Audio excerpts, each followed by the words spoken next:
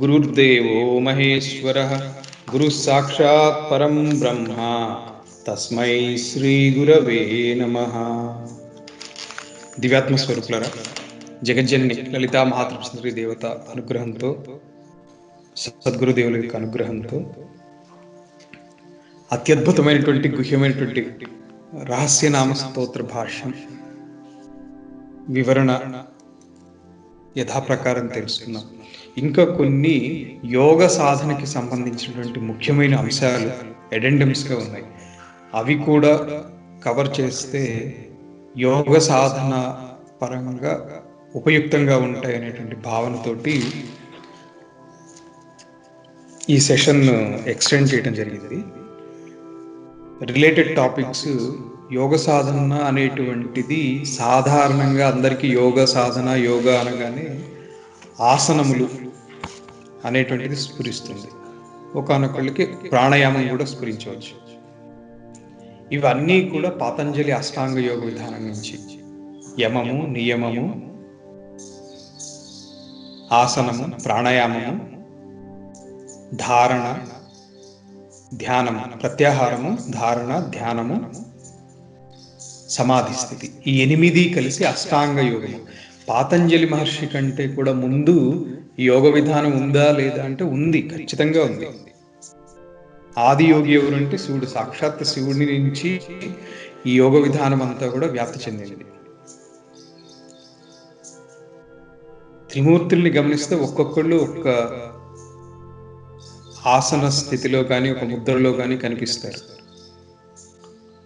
శివుడు ఎప్పుడు చూసినా కూడా చిన్ముద్ర ధరించి పద్మాసన శ్రీ ధ్యాన నిమగ్నుడై సమాధి స్థితిని సూచిస్తూ కనిపిస్తారు. విష్ణువు ఆదిశేషుడి మీద కుడివైపు తిరిగి, అంటే కుడి మోచేతిని తలగడగా చేసుకుని అరచేతిలో తల ఆనించి అలా పడుకుని ఉంటారు ఆదిశేషుడి మీద. ఇది కూడా ఒక యోగ విధానమే. ఈ యోగ విధానంలో కూడా ఒక విశిష్టత ఉంది. రోజు 2 గంటలు ఆ స్థితిలో ఉంటూ సిద్ధింప చేసుకోగలిగినటువంటి కొన్ని మంత్రాలు ఉన్నాయి. వాటికి విశేషమైనటువంటి ఫలితాలు ఉంటాయి. అలాగే బ్రహ్మగారు చూస్తే పద్మాసనంలో ఉంటారు. ఇలా ప్రతివారు కూడా సనాతన ధర్మం అనేటువంటిది ప్రతి విషయాన్ని కూడా యోగపరంగా, ధ్యానపరంగా, ఆధ్యాత్మ పరంగానే సూచించింది. ఆధ్యాత్మికత అంటే ఐహికమైనటువంటి విషయాలకు అస్సలు పట్టనటువంటిది అనేటువంటి భావన కాదు. ఈ ఆధ్యాత్మికత అనేటువంటిది ఉచ్చస్థాయికి చెందినటువంటి లక్ష్యం. ఆ లక్ష్యాన్ని చేరుకోవటానికి మార్గంలో ఎన్నో ఐహికమైనటువంటి బెనిఫిట్స్ కలిగించేటువంటి ఆసనాలు, స్తోత్రములు, పూజా విధానాలు, హోమ విధానాలు, ఇవన్నీ చేయిస్తూ అభ్యాసం చేయిస్తూ మనిషి తన జీవిత కాలంలో సక్రమంగా నడవడి కలిగి ఉండటానికి గైడ్ లైన్స్ వంటివి ఇవన్నీ. దేహ ఆరోగ్యాన్ని కాపాడుకుంటూ మానసిక ఆరోగ్యాన్ని బ్యాలెన్స్ కోల్పోకుండా ప్రారబ్ధవశాత్తు వచ్చినటువంటి వాటిని యథాప్రకారం స్వీకరిస్తూ వాటిలో తాదాత్మ్యత చెందకుండా క్రమంగా సాగిపోతూ లక్ష్యం వైపు వెళ్ళటమే సనాతన ధార్మిక విధానం. అందుకనే ఆ కాలంలో ఋషులనే కాదు, ఈ విధానం ద్వారా జీవితాన్ని సాగించినటువంటి వాళ్ళు దీర్ఘాయుష్యులుగా ఉన్నారు. దశరథ మహారాజు వారు 60,000 సంవత్సరాలు ఏవో జీవించినట్లుగా ఉంది. శ్రీరాములు వారు 10,000 సంవత్సరాలు రాజ్య పరిపాలన చేసినట్లుగా ఉంది. రావణాసురుడు ఇక్ష్వాకు వంశంలో దశరథుడికి కనీసం 4 తరాలు 5 తరాలు ముందుండేటువంటి ఒక ఇక్ష్వాకు వంశ రాజుచే శపించబడ్డాడు రావణాసురుడు. ఈ రావణాసురుడు కార్తవీర్యార్జునుడి చేతిలో పరాభవం చెందాడు. కార్తవీర్యార్జునుడిని పరశురాముల వారు నిగ్రహించారు. ఆ పరశురాముల వారు శ్రీరాముల వారి వివాహ సమయంలో తటస్థించారు. ఇదంతా కూడా సుదీర్ఘమైనటువంటి కాలం. ఇంతకాలము దశరథుడు, జనకుడు వీళ్ళందరూ కూడా చాలా చరిత్రలో జరిగినటువంటి కొన్ని వేల సంవత్సరాల సన్నివేశాలకి సాక్షులుగా ఉన్నారు. వశిష్ఠుల వారు ఇక్ష్వాకు వంశానికి కులగురు. ఆయన దశరథుడికే కాదు, వాళ్ళ ముందు తరాలకు కూడా కులగురుగా ఉన్నారు ఇక్ష్వాకు వంశంలో.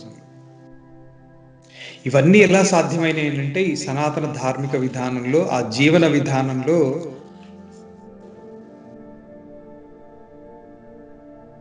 దృఢమైనటువంటి దేహంతో ఉండేవారు. ఆరోగ్యవంతమైనటువంటి జీవన విధానం అన్నమాట. కాలక్రమేణా అది నశించింది. ఇప్పటికైనా కూడా ఎంతో కొంత ఆచరించడానికి ప్రయత్నిస్తే ఉల్లాసంగా, మానసికంగాను శారీరకంగాను ఉత్సాహంగాను ఉండటం అనేటువంటిది సాధ్యం. ఇవి చెప్పటం కోసం అని చెప్పి కొన్ని యోగ సాధనకు ఉపయుక్తమైనటువంటి విషయాలు. యోగ సాధన అనగానే సహజంగా లలిత అమ్మవారు కుండలిని శక్తి, ఇది చెప్పుకున్నాం ఆల్రెడీ. సో ఇక్కడ నేను చెప్పబోయేటువంటి అంశం సంక్షిప్తంగా కుండలిని యోగ సాధన, ఆ కుండలిని యోగ సాధనకి సంబంధించినటువంటి కొన్ని విషయాలు అవే. కుండలిని గురించి కొంత చెప్పుకున్నాము, అది మరింత వివరించడానికి ప్రయత్నం చేస్తాను. పూజా విధానంలో 24 ముద్రల గురించి కూడా మనం చర్చించుకున్నాం. గాయత్రి మంత్ర ఉపాసన, గాయత్రి ఉపాసనలో కూడా 24 ముద్రల్ని ఆచరిస్తూ గాయత్రి సాధన చేసేటువంటి విధానం ఉంటుంది. తెలిసి కానీ తెలియక కానీ ఇవి ఆచరించినటువంటి వాళ్ళకి పుణ్యమే తప్ప నష్టం ఉండదు, పాపం ఉండదు. ఎక్కువ ప్రయత్నం లేకుండానే ఇవి కొంతమంది జీవితంలో ఇవి తటస్థిస్తూ ఉంటాయి. దానికి కారణం ఏంటంటే దైవానుగ్రహము, గురు అనుగ్రహం అనుకోవచ్చు, పూర్వజన్మ సుకృతవశాత్తు లభిస్తాయని అనుకోవచ్చు. ఇది ఎందుకు చెప్తున్నానంటే చాలా సంవత్సరాల క్రితం సంగతి ఇది. గాయత్రి సాధన చేసేవాడిని. ఎవరు చెప్పలేదు, ఇది ఎవరో చెప్పి నువ్వు ఇది చెయ్యి అని చెప్పటం కాదు, లోపల నుంచి ఇది చేద్దాము అనిపించేది, చేసేవాడిని. అలా చేసే సందర్భంలోనే ఒకసారి ఈ 24 గాయత్రి దేవతకు సంబంధించినటువంటి ముద్రలతోటి కూడినటువంటి ఒక ఇన్ఫర్మేషన్ నా దగ్గరికి వచ్చింది. అంటే అలా తటస్థింప చేశారు అమ్మవారు. ఆ ముద్రల్ని సాధన చేస్తూ ప్రతిరోజు ఇంత అని నియమం పెట్టుకుని, మినిమం ఇన్ని రోజులు అని పెట్టుకుని క్రమం తప్పకుండా చేసేవాడు.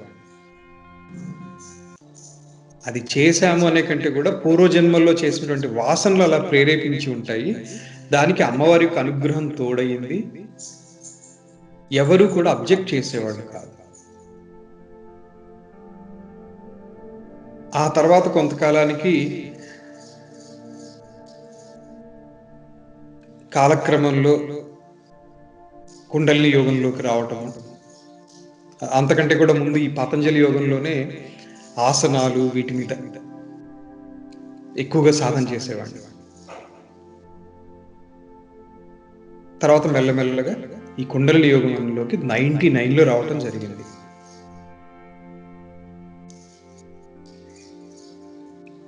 ఒకటి సుకృతం ఉండటం, 2 అనుగ్రహం ఉండటం,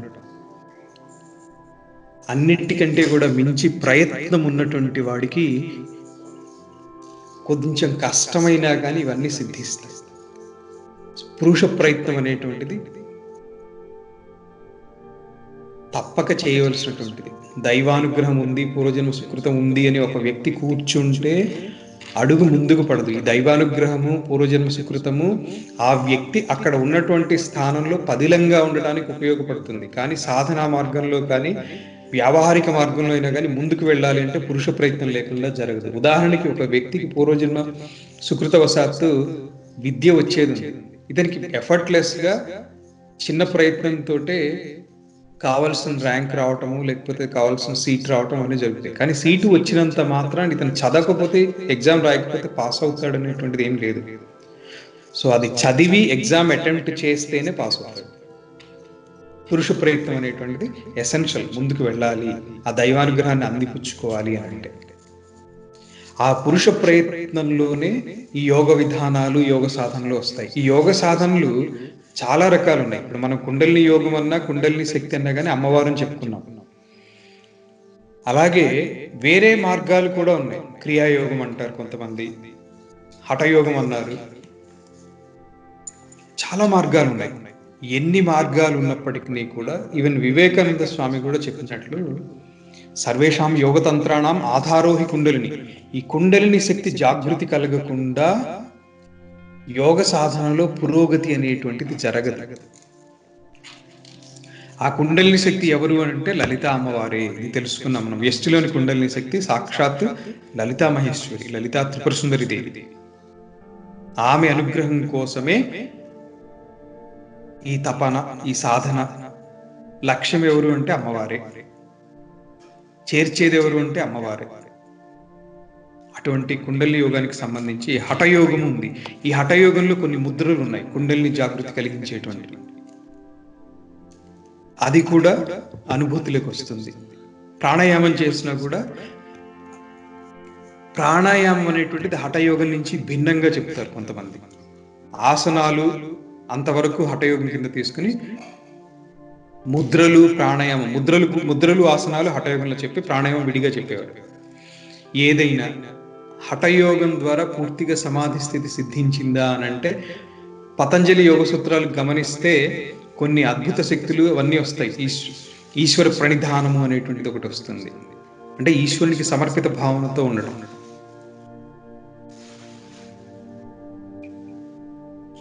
హఠయోగం ద్వారా కూడా కొన్ని అనుభూతులు వచ్చి తీరుతాయి.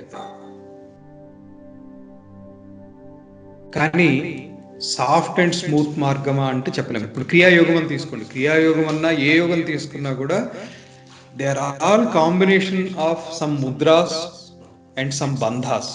కొన్ని బంధాలు ఉన్నాయి. మహాబంధం అన్నాం, ఉడ్డియాన్ బంధం అన్నాం, జాలంధర్ బంధం అన్నాం, మహాముద్ర అంటాము.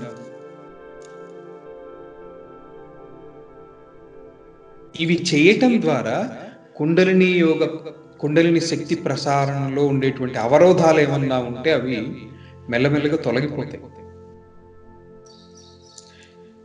కానీ ఒక స్థాయికి మించి అది చేసేటువంటి బెనిఫిట్ ఎక్కువ ఉండదు. దానికి కొన్ని అనుకూల పరిస్థితుల్లోనే చేయగలుగుతారు. ఏ టైంలో అంటే ఆ టైంలో చేయడానికి కుదరదు. ఎవరంటే వాళ్ళు కూడా చేయలేరు.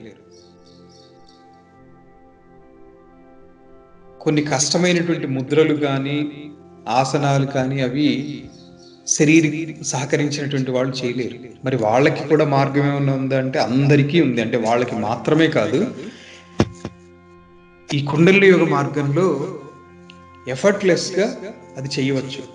కుండలిని యోగానికి సపోర్టివ్గా ఇంకేమన్నా చేస్తామంటే అది చేసినప్పుడు ఈ అనుభూతి మరింత దృఢతరంగా ఉంటుంది.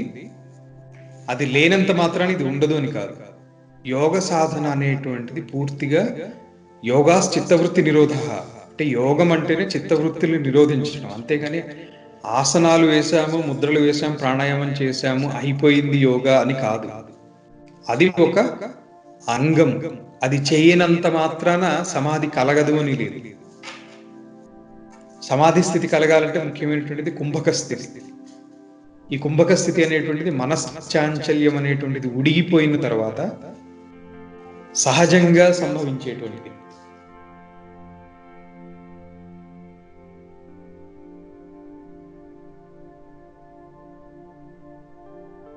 ఇవి తెలుసుకుంటూ యోగ సాధనలో ఇవన్నీ కూడా రహస్యాలు. రహస్యం అని ఎందుకన్నారు అంటే ఏ పర్టిక్యులర్ డిసీజ్కి ఎలాంటి మెడిసిన్స్ తీసుకోవాలి, వాటికి ఎలాంటి సైడ్ ఎఫెక్ట్స్ ఉంటాయి, వాటికి ఎడిషనల్గా ఎటువంటి డైట్ తీసుకోవాలి, ఎటువంటి ఎన్విరాన్మెంట్ ఉండాలి, ఇవన్నీ కూడా ఎమాల్గమేషన్, ఇవన్నీ కలిపితే వైద్య శాస్త్రము అన్నారు. అది ఎవరంటే వాళ్ళు చేసేలేరు. సర్టిఫైడ్ పర్సన్ దగ్గర చేయించుకుంటే రిస్క్ తక్కువ. సర్టిఫైడ్ పర్సన్ కాకుండా వేరే ఎవరంటే వాళ్ళ దగ్గరికి వెళ్ళేసేసి మనం మెడిసిన్ తీసుకుంటే మెడికల్ షాప్కి వెళ్తే వాళ్ళు ఇచ్చేస్తారు ఒక మెడిసిన్. కానీ 100% సేఫా అనేటువంటిది చెప్పలేరు. అందుకని వాళ్ళు ప్రిస్క్రిప్షన్ కూడా ఇవ్వరు. దానికి వాళ్ళు బిల్ ఇవ్వమంటే కూడా ఇవ్వకపోవచ్చు.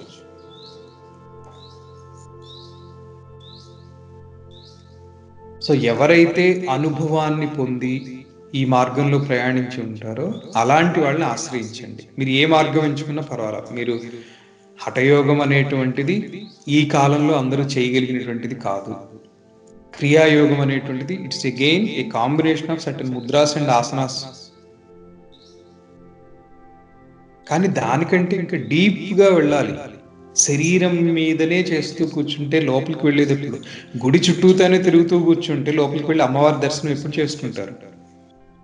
అది జరగాలి అంటే అంతర్ముఖత్వం సాధించాలి.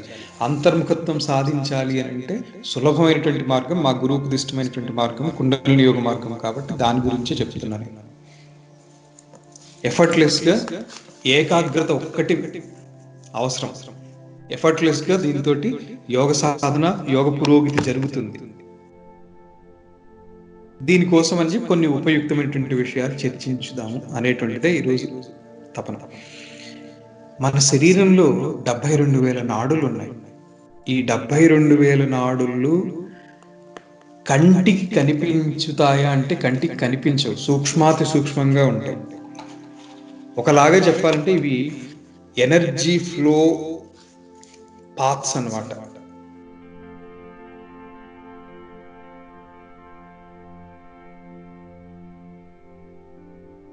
ఆ ఫ్లో అనేటువంటిది కనిపించదు, బట్ ఎక్స్పీరియన్స్ చేయగలుగుతాం.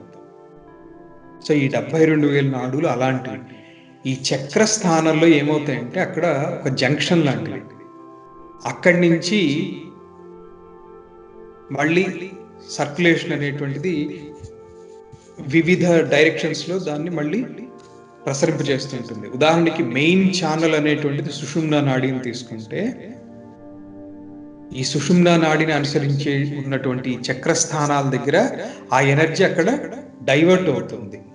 ఆ చక్రంతో కంట్రోల్ చేయబడినటువంటి ఆర్గాన్స్ కానీ, ఇది ఫిజికల్గా ఉండేటువంటి ఆర్గాన్స్కి ఎనర్జీ సప్లై. ఉదాహరణకి విశుద్ధి చక్రం తీసుకున్నాం. విశుద్ధి చక్రం ఏం చేస్తుందంటే థైరాయిడ్ కంట్రోల్ అవన్నీ కూడా ఆ విశుద్ధి చక్రం యొక్క ఫంక్షన్స్. ఆజ్ఞా చక్రం ఉంది. ఆజ్ఞా చక్రం అనేటువంటిది పైన ఉండేటువంటి ఐ థింక్ పిట్యూటరీ గ్లాండ్. ఆ పిట్యూటరీ గ్లాండ్ అలాంటి వాటికి ఆజ్ఞా చక్రం దగ్గర కంట్రోల్ ఉంటుంది.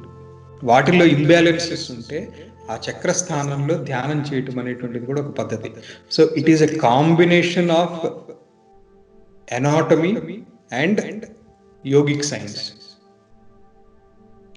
దానికి డెప్త్కి వెళ్ళి స్టడీ చేస్తే ఇవాళ రేపు చాలా మటుకు గూగుల్లో దొరికిపోతుంది. మీకు డాక్టర్లను కూడా కన్ఫ్యూజ్ చేసేంత నాలెడ్జ్ గూగుల్లో చదివినటువంటి పేషెంట్కి ఉంటుంది.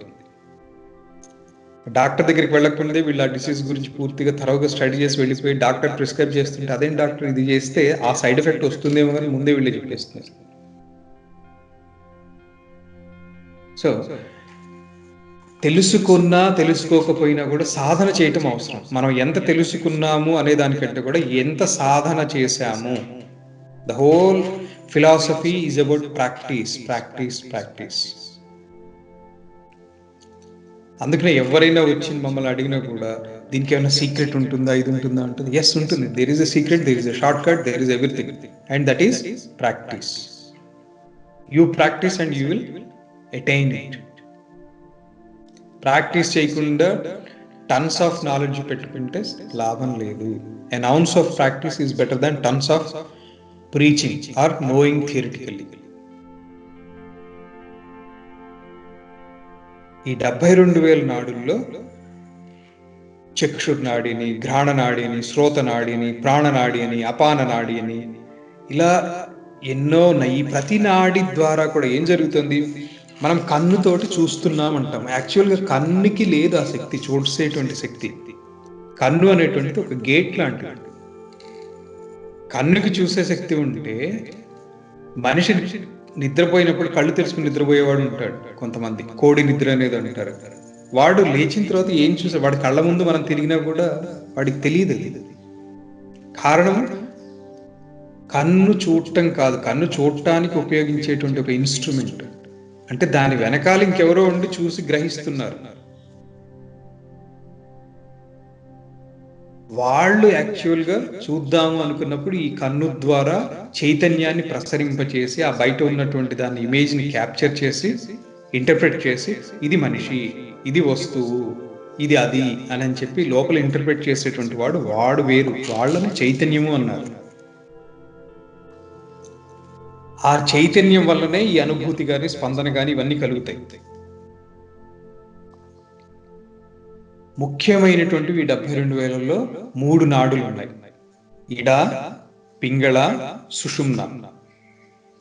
సూక్ష్మం నుంచి స్థూలానికి దారితీసే ప్రక్రియలన్నీ కూడా ఇడా నాడి ద్వారా జరుగుతాయి. అంటే ఏంటి? చైతన్యం నుంచి స్థూల దేహానికి సంబంధించినటువంటివి, అంటే ఇన్స్ట్రక్షన్స్ అనుకోండి, అలాంటివన్నీ ఇందులోకి వస్తాయి.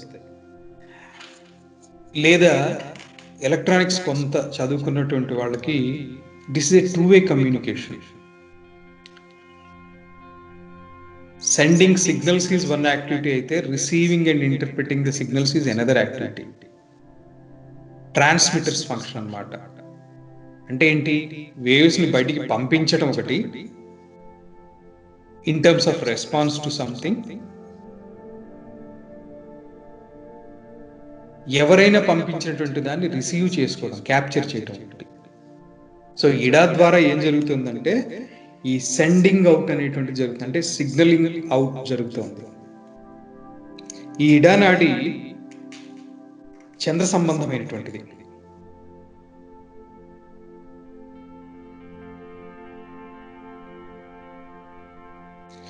అదే స్థూలం నుంచి సూక్ష్మానికి, అంటే రిసీవింగ్ ఇవన్నీ కూడా పింగళ నాడిలో జరుగుతూ ఉంటాయి. ఈ పింగళ నాడి సూర్య సంబంధమైనటువంటిది. ఈ భూమి మీద ఇట్ ఈస్ ఎ బ్యాలెన్స్ అన్నమాట. పగలు మాత్రమే ఉండేటువంటి ప్రదేశాల్లో ఉన్నా మనం ఎక్కువ కాలము యాక్టివ్గా ఉండలేము. ఉదాహరణకి అంటార్కిటికా అలాంటి దగ్గరికి వెళ్తే దాదాపు 52 రోజులు మన పరిణామం అక్కడ ఒక రాత్రి. అంటే 52 days of our time is entirely dark at the pole. అక్కడ పోల్ స్టేషన్స్ ఉన్నాయి మనకి. శాటిలైట్ రిసీవింగ్ అనేటువంటిది అక్కడ ఫ్రీక్వెన్సీ ఎక్కువ ఉంటుంది, అంటే ఫ్రీక్వెంట్ ఆర్బిట్ లో అవి ట్రావెల్ చేస్తుంటాయి, పోలార్ స్టేషన్స్.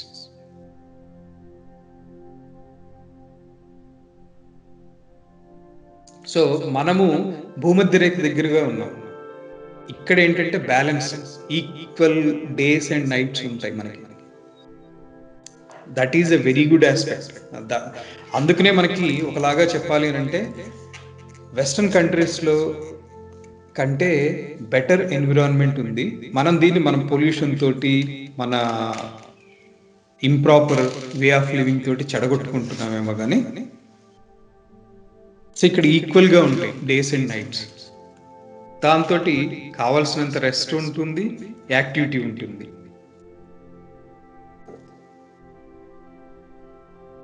చంద్రుడిని భూమి అట్రాక్ట్ చేస్తుంది, భూమిని సూర్యుడు అట్రాక్ట్ చేస్తాడు. అందుకనే భూమి చుట్టూతో చంద్రుడు తిరుగుతుంటే సూర్యుడి చుట్టూతో భూమి తిరుగుతూ ఉంటుంది. ఆధ్యాత్మిక విద్యకు సంబంధించి, అంటే యోగ సాధనకి సంబంధించి మనస్సు అనేటువంటిది అధిపతి చంద్రుడు. మనస్సునే చంద్రుడు అంటాడు. చంద్రమా మనసో జాత చక్షు సూర్యో అజాయత. అంటే చంద్రుడు మనస్సుకు సంకేతం, ఆత్మకి సూర్యుడి సంకేతం, మరి శరీరానికి భూమి సంకేతం. ఇడానాడి మనస్సు నుంచి శరీరం వైపు, అంటే సంకల్పలోకం నుంచి కాల్పనికమైనటువంటి జగత్తు వైపు పనిచేసే ప్రక్రియలకు సంబంధించినటువంటిది. అలాగే సూర్యుడు మన భూమిని ఆకర్షిస్తాడు కాబట్టి పదార్థమయ దేహం నుంచి సూక్ష్మం వైపు పనిచేసే ప్రక్రియలకు సంబంధించినటువంటిది పింగళానాడి. జీవికి జన్మ రావటము అనేటువంటిది ఇడానాడికి సంబంధించినటువంటిది. ముక్తి రావాలి అని అంటే పింగళానాడికి సంబంధించినటువంటిది. దేహమయ జీవులకు ఇవి మన జన్మ కారకులు ఎవరంటే పితృదేవతలు. కానీ ముక్తికి మాత్రం, ముక్తినివ్వగలిగినటువంటిది మాత్రం దేవతలు. ఈ దేవతలలో కూడా అర్చిర్ మార్గం లేదా సూర్య మార్గం, అగ్ని మార్గం అని చెప్పి భగవద్గీతలో చెప్తున్నాం. అగ్నిర్జ్యోతిరః శుక్ల షణ్మాస ఉత్తరాయణం. ఉత్తరాయణంలో పోయినటువంటి వాడికి పునరావృత్తి లేదు అన్నారు. అదే దక్షిణాయనంలో వెళ్ళినటువంటి వాడు మళ్ళీ తిరిగి జన్మిస్తాడు అన్నారు. ఇంకొకలాగా చెప్పాలి అంటే యోగ సాధన ద్వారా పింగళ నాడి ద్వారా జీవి నిర్గమనం జరిగితే అది ఉత్తరాయణ మార్గము, ఉత్తమ లోకాలకు వెళ్ళేటువంటిది. సూర్యకిరణాల ద్వారా సూర్యమండలం చేరుకుంటారు. అదే దక్షిణాయన మార్గము లేదా చంద్రనాడి ద్వారా ప్రాణ నిర్గమనం జరిగితే వీళ్ళు చంద్రుడి మీదకి వెళ్ళి ఆ తర్వాత చంద్రకిరణాల ద్వారా వర్షములో నుంచి మళ్ళీ భూమి మీదకి వస్తారు. ఇది భగవద్గీత ఎక్స్ప్లెనేషన్. సుషుమ్న నాడి ద్వారా వెళ్తే ఎప్పటికీ తిరిగి రాని లోకానికి వెళ్ళిపోతారు. దక్షిణే పింగళ నాడి వహ్ని మండల గోచర దేవయానమితి జ్ఞేయం పుణ్యకర్మానుసారిణి. దక్షిణే పింగళ నాడి వహ్ని మండల గోచర దేవయానమితి జ్ఞేయం పుణ్యకర్మానుసారిణి. ఈ దక్షిణ మార్గము, దక్షిణాయనము కాదు, దక్షిణ అంటే ఇక్కడ కుడివైపు ఉండేటువంటి పింగళ నాడి అగ్నిమండలము, దీని ద్వారా వెళ్ళటం అంటే దేవయానము. దీన్ని దేవయానము అంటారు. ఇది పుణ్యకర్మలు చేసినటువంటి వాడికి వచ్చేటువంటిది. దీనికి యోగ సాధనకి రిలేషన్ ఏంటి అనేటువంటి నేను చెప్పబోతున్నాను. అంతవరకు కూడా ఇది కొంచెం అర్థం చేసుకోవడానికి ప్రయత్నం చేయండి. ఇడాచవామ నిశ్వాస సోమమండల గోచర పితృయానమితి జ్ఞేయం వామమాశ్రిత్య తిష్టతి.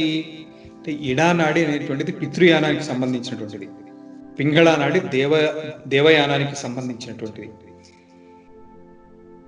ఇవి సుషుమ్నా నాడితోటి 3 చోట్ల మెలిపడి ఉంటాయి. ఆ మూడిటిని మనము బ్రహ్మ, విష్ణు, రుద్ర గ్రంథులు అని చెప్పుకున్నాము. ఈ గ్రంథి విచ్ఛేదనం జరగనంత వరకు కూడా కుండలిని యోగ ప్రసారం ఊర్ధంగా జరుగుతుందా జరగదా అనే డౌట్ ఎవరికన్నా అంటే జరుగుతుంది. ఈ నాడుల ద్వారా జరుగుతుంది, ఈడా పింగళ ద్వారా జరుగుతూ ఉంటుంది. ఎప్పుడైతే కుండలిని యోగ సాధనతోటి సుషుమ్నలోకి ప్రవేశిస్తుందో, అంటే ఎప్పుడైతే మనస్సులో సంకల్పాలు వికల్పాలు అణచబడతాయో అప్పుడు కుండలిని సుషుమ్నలోకి ప్రవేశిస్తుంది. సుషుమ్లలో నుంచి ప్రవేశించి పైకి వెళ్తూ ఉంటే ఈ గ్రంథులు ఆటోమేటిక్గా విచ్ఛేదం చెందుతాయి. ఈ ఇడా పింగళ బ్రహ్మ రంధ్రం దాకా చేరవు, ఆజ్ఞాచక్రం వరకే ఉన్నాయి వీటి యొక్క స్థానం. అందుకని ఇడా పింగళాలో కుండలిని లేదా ప్రాణ ప్రసరణ అనేటువంటిది జరుగుతూనే ఉంది. సుషుమ్న ద్వారా వెళ్ళినప్పుడే యోగ స్థితి, యోగ సాధన, యోగ అనుభవాలు అవన్నీ కలుగుతాయి. చెప్పుకున్నాం ఆల్రెడీ. ఈ సుషుమ్న నాడి ఎలా ఉంటుందంటే బిసతంతు తనీయసి, తామరతూడులో ఉండేటువంటి సన్నని దారంలాగా అంత సన్నగా ఉంటుంది. ఇది అగ్నితత్వానికి ప్రతీక సుషుమ్న నాడి. నీరు ఆవిరిగా మారటంలో కానీ, నీటి ఆవిరి నీరుగా మారటంలో కానీ ఈ జరిగేటువంటి మార్పులు ఏంటంటే ఉష్ణోగ్రతలో వచ్చేటువంటి తేడా. ఉష్ణోగ్రత ఎక్కువైంది అనుకోండి, సముద్రాల్లో నీరు కూడా ఇంకిపోయి మేఘాల రూపంలోకి మార్చబడుతుంది సూర్యకిరణాల ద్వారా. వర్షం ఎలా పడుతుంది అంటే అక్కడ టెంపరేచర్ తగ్గింది, ఆ పైన ఉన్నటువంటి ఆవిరి చల్లబడి ఘనీభవించి బరువుకి కిందికి వచ్చేస్తుంది వర్షం రూపంలో. ఈ సుషుమ్న నాడి ఇటు శీతల గుణ ఘనీభవన సంబంధమైనటువంటి లేదా పదార్థ ఉత్పత్తికి సంబంధించిన చంద్రనాడి ఇడానాడిని, అలాగే ప్రకాశ గుణ వికిరణ సంబంధమైనటువంటి అంటే ఉత్పత్తి సంబంధమైనటువంటి సూర్యనాడి అయినటువంటి పింగళ నాడిని నియంత్రణ చేస్తూ రెంటికి కూడా అతీతంగా ఉంటుంది, రెండింటిని కంట్రోల్ చేస్తుంది.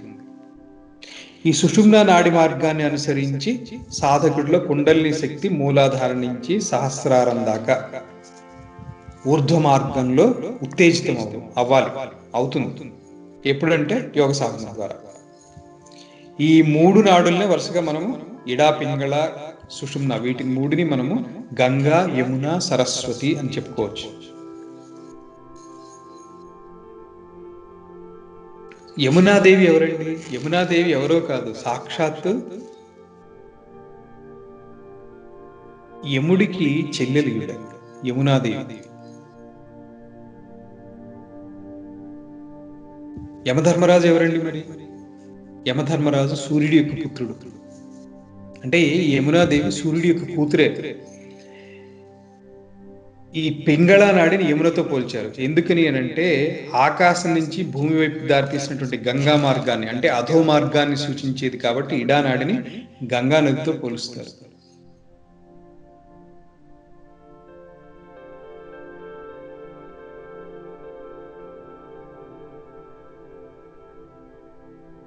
ఇడానాడిని గంగతో, అదే పింగళ నాడిని యమునతో పోలుస్తారు.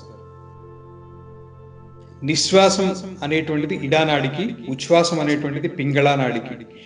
ఈ రెంటి సమన్వయంతో సాధించబడేటువంటి యోగ సిద్ధి సుషుమ్న నాడికి సంబంధించినటువంటిది. కుండలిని యోగానికి సంబంధించి ఈ షట్చక్రాలు మనం ఆల్రెడీ తెలుసుకున్నాం. ఒక little recap before we elaborate on the nadis. ఆ నాడీస్ ని ఇంకొంత ఎలాబరేట్ చేయడానికి ముందు కొద్దిగా రీక్యాప్ ఆఫ్ షట్చక్రాస్. తిరియక్ జీవులు అన్నారు. తిరియక్ అంటే అడ్డంగా ఉండేటువంటివి లేదా తలకిందులుగా ఉండేటువంటిది. వాటికి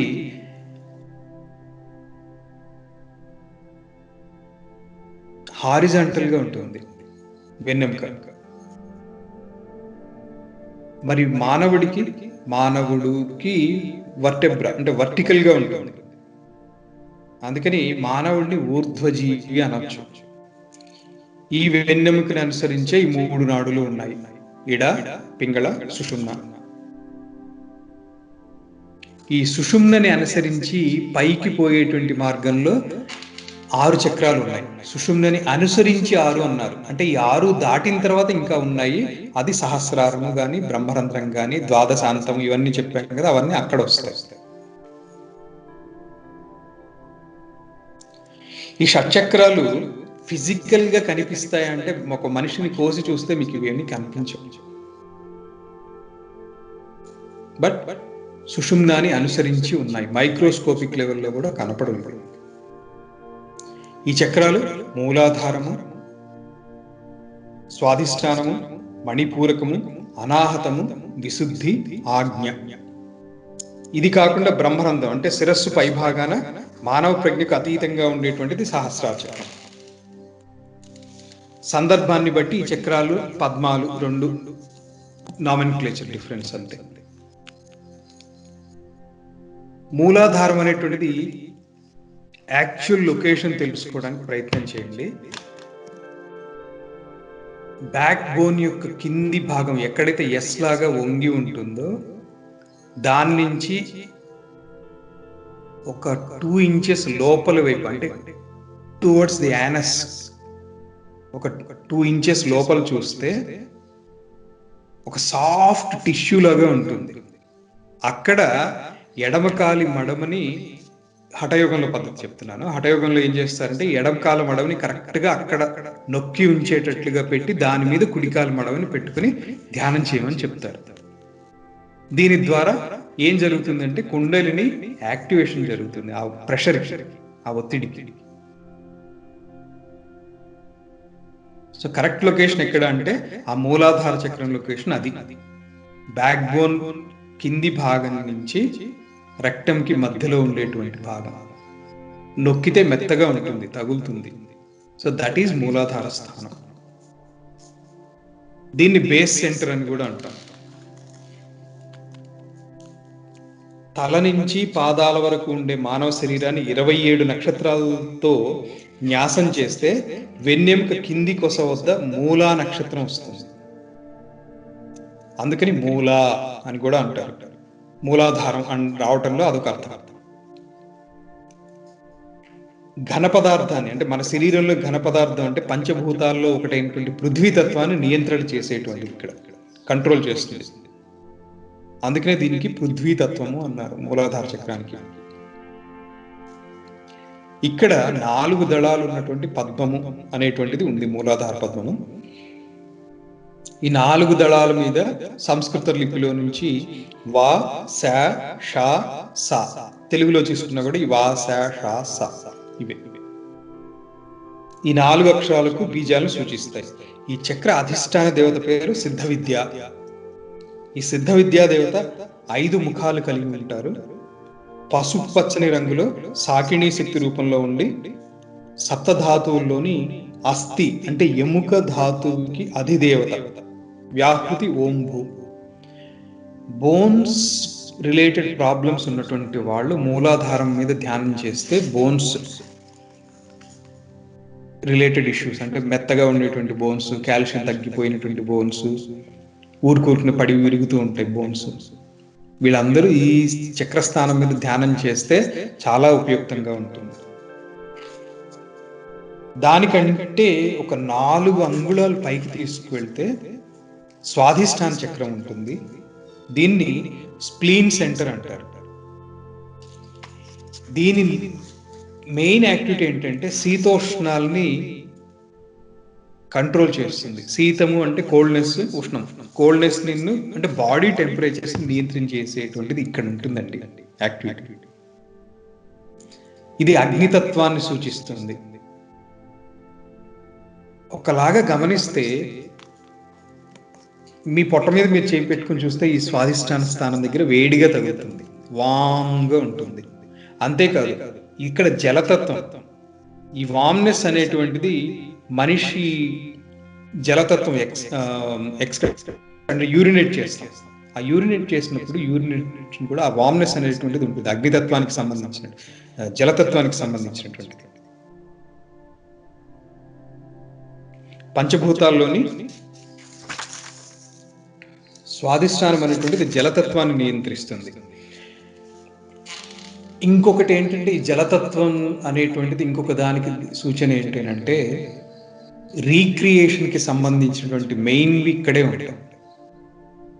స్వాధిష్టాన చక్రం ఎవరికైనా కానీ రీక్రియేషన్ ప్రాబ్లమ్స్ ఉంటాయి, రీప్రొడక్షన్ ప్రాబ్లమ్స్ ఉన్నటువంటి వాళ్ళు స్వాధిష్టానం మీద కాన్సన్ట్రేట్ చేస్తే వాళ్ళకి స్పర్మ్ కౌంట్ పెరగటము, డిఫెక్ట్స్ ఏమన్నా ఉంటే అవి పోవటం కూడా జరుగుతుంది. ఇది 6 దళాలు కలిగినటువంటి పద్మము. ఈ 6 దళాలు బా భ మా యా రా ల, ఈ 6 అక్షరాలు. చక్రాధిష్టాన దేవత సిద్ధేశ్వరి, 4 ముఖాలు, బంగారు వర్ణంలో కాకినీ శక్తి రూపంలో ఉండి సప్తధాతువుల్లోని మేధస్సు అంటే మెదడుకు సంబంధించినటువంటిది. ఇంటెలిజెన్స్ అని కాదు కానీ మేధ అనేటువంటి పదార్థం ఉంటుంది మెదడులో, వైట్ పార్ట్.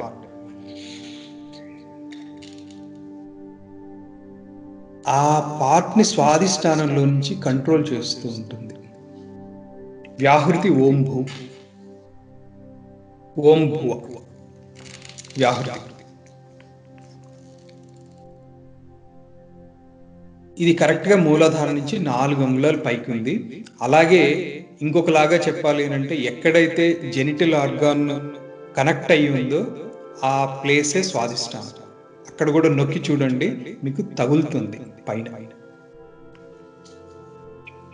తగులుతుందంటే చక్రం తగులుతుంది అని కాదు, ఆ పార్ట్ మీకు ఒక పియర్సిబుల్ పోర్షన్ లాగా తెలుస్తుంది. నెక్స్ట్ మణిపూరక చక్రం నాభి స్థానంలో ఉంటుంది. దీన్ని నేవల్ సెంటర్ అంటారు. నాభి వద్ద శరీరంలోని ద్రవ పదార్థాలని అంటే పంచభూతాలలోని, ఇక్కడ కొంచెం ప్రింట్ మిస్టేక్ ఏదో అయింది. స్వాధిష్టానం అనేటువంటిది జలతత్వాన్ని, మణిపూరం అనేటువంటిది అగ్నితత్వాన్ని కంట్రోల్ చేస్తుంది. పంచభూతాల్లోని అగ్నితత్వాన్ని నియంత్రణ చేస్తుంది. ఇక్కడ 10 దళాలు కలిగినటువంటి పద్మము. ఈ 10 దళాలు డ ఢ న త థ ద ధ న ప ఫ. అంటే ఏంటంటే మనం పదాలని ఉచ్చరించేటప్పుడు ఈ అక్షరాలు ఈ స్థానం నుంచి ఆరిజినేట్ అయ్యి విశుద్ధి చక్రానికి దగ్గరికి వచ్చినప్పుడు అచ్చులతో కలుస్తాయి. కలిసి అప్పుడు వాక్కు బయటకు వస్తుంది. ఈ చక్ర అధిష్టాన దేవత పేరు లాకిని శక్తి ఇక్కడ ఉంటుంది. వయోవస్థ వివర్జిత, 3 ముఖాలు కలిగి ఎరుపు రంగులో లాకిణీ శక్తి రూపంలో ఉండి సప్తధాతుల్లోని మాంస ధాతువునకు అధిదేవత. వ్యాహృతి ఓం సువహ. అలాగే హృదయ స్థానంలో అనాహతము, హార్ట్ సెంటర్ అంటాము, శరీరంలోని ప్రాణస్పందనను, ఉచ్ఛ్వాస నిశ్వాసాలను, పంచభూతాల్లోని వాయుతత్వాన్ని నియంత్రణ చేస్తుంది. 12 దళాలు కలిగినటువంటి పద్మము క ఖ గ ఘ ఞ చ ఛ జ ఝ ని ట ఠ ఈ 12 బీజాక్షరాలతోటి సూచించబడుతుంది. అధిష్టాన దేవత వామదేవి 2 ముఖాలు కలిగి శ్యామల వర్ణంలో రాకిణీ శక్తి రూపంలో ఉంటారు. రక్తధాతువుకు అధిదేవత, అంటే రక్తపరమైనటువంటి సమస్యలు, రక్తలేమి కావచ్చు, రక్తానికి సంబంధించినటువంటి డిఫార్మిటీస్ ఏవైనా కావచ్చు, హృదయ స్థానంలో ధ్యానం చేయమని సూచిస్తారు. వ్యాహృతి ఓం మహ. విశుద్ధి చక్రము కంఠస్థానము, కంఠానికి కొద్దిగా దిగువ భాగంలో స్వరపేటిక ప్రాంతంలో ఉంటుంది. థ్రోట్ సెంటర్ అంటాం దీన్ని. మన శరీరంలో స్పేస్ అంటే పంచభూతాల్లోని ఆకాశ తత్వాన్ని నియంత్రించేటువంటిది స్థానం. 16 దళాలు కలిగినటువంటి పద్మము 16 అచ్చులు ఆనించి అహా వరకు, అహా అంటాం కదా, అక్కడ వరకు కూడా 16 దళాలు సూచిస్తాయి. అధిష్టాన దేవత వజ్రేశ్వరి, ఒక ముఖము కలిగి ఉంటారు. పాటల వర్ణంలో ఢాకినీ శక్తి రూపంలో ఉంటారు. సప్తధాతుల్లో త్వక్ అంటే చర్మధాతువుకి అధిదేవత. వ్యాహృతి ఓం జన, అంటే చర్మ రోగాలు ఉన్నటువంటి వాళ్ళు, చర్మానికి సంబంధించినటువంటి ప్రాబ్లమ్స్ ఉన్నటువంటి వాళ్ళు ఇక్కడ ధ్యానం చేస్తే మేలవుతుంది. 6వది ఆజ్ఞాచక్రం, బిట్వీన్ ది ఐబ్రోస్, దీని ఐబ్రో సెంటర్ అని కూడా అంటారు. బొట్టు పెట్టుకోవడం వెనకాల రహస్యం కూడా ఇదే. ఈ ఆజ్ఞా చక్రాన్ని యాక్టివేట్ చేసుకుంటానికి ఇది ఒక ప్రక్రియ, బొట్టు పెట్టుకోవటం అనేటువంటిది. అది కూడా ఎరుపు రంగు ఎందుకు పెట్టుకుంటారు అంటే ఇట్స్ ఏ కాన్సన్ట్రేషన్.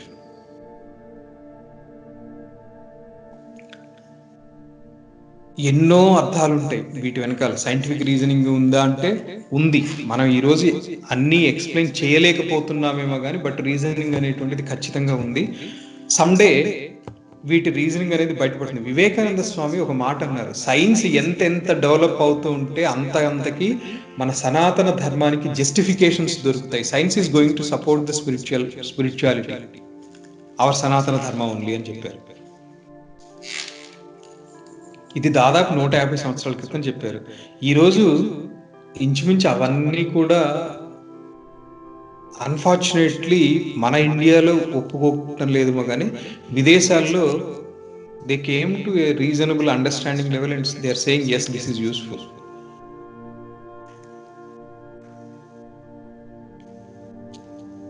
కనుబొమ్మల మధ్యన ఉంటుంది. మన శరీరంలో మనస్సు అనేటువంటి దాన్ని నియంత్రణ చేస్తూ ఉంటుంది. 2 దళాలు కలిగినటువంటి పద్మము హం క్షం అని 2 అక్షరాలు బీజాలను సూచిస్తాయి. ఈ చక్ర అధిష్టాన దేవత పేరు సిద్ధమాత. 6 ముఖములు కలిగి తెల్లని రంగులో హాకినీ శక్తి రూపంలో ఉండి సప్తధాతువుల్లోని మజ్జ ధాతువు.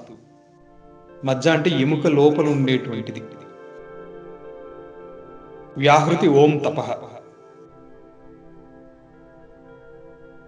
సహస్రారం 7వది శిరస్సు పైన బ్రహ్మరంధ్ర ప్రాంతంలో 1000 దళాలు కలిగినటువంటి పద్మంతో సూచించబడింది. అన్ని అక్షరాలకి, అన్ని రంగులకి, అన్నిటికీ కూడా ఇదే కేంద్ర స్థానం. 1000 మెరుపుల కాంతిని మించిన కాంతితో ఉంటుంది. అధిష్టాన దేవత యశస్విని, సాక్షాత్ పరమేశ్వరి, సాక్షాత్ పరబ్రహ్మము, ఆత్మ సాక్షాత్కార స్థానాన్ని సూచించేటువంటిది. అన్ని వర్ణముల శోభ కాంతి కలిగి యాకినీ శక్తి రూపంలో ఉండి సప్తధాతువుల్లోని శుక్లానికి అధిదేవతగా ఉంటుంది. ఇక్కడ వ్యాహృతి ఓం సత్యం. ఇంకొక అద్భుతమైనటువంటి విషయం ఏంటంటే ఇన్ని తెలుసుకొని ధ్యానం చేయటం ఒకటైతే, ఒక స్థాయి దాటిన తర్వాత ఈ ఒక్క సహస్రారంలోకి ధ్యానం చేయగలిగే స్థాయి వచ్చిన తర్వాత ఇక్కడ ధ్యానం చేస్తే అన్నీ కూడా నియంత్రించబడతాయి. మూలాధారం అనేటువంటిది ఆధారం అనుకుంటే సహస్రారంలో 72,000 నాడుల యొక్క రిఫ్లెక్షన్, అంటే మిగతా చక్రస్థానంలో ఉండేటువంటి వాటి అన్నిటి యొక్క కంట్రోలింగ్ సెంటర్స్ ఇక్కడ ఉంటాయి సహస్రారంలో.